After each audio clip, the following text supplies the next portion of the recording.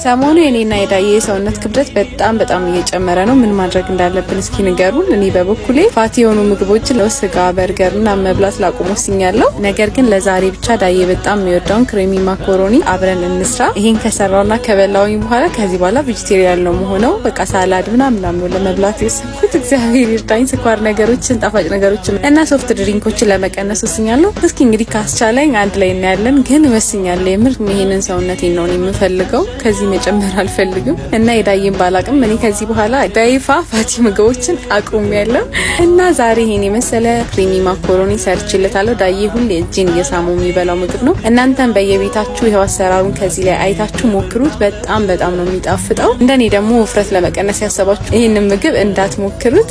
ለዛሬ አብረን ጥፍጥ ያለ እራት እንስራ። እራቱን ካቀረብን በኋላ ደግሞ ቲክቶክ አዋርድ የላከልን ኢንቪቴሽን ፓኬጅ አንድ ላይ አንፓክድ እናደርገዋለን። አብራችሁን ቆዩ። ኢንጆይ ዘ ቪዲዮ።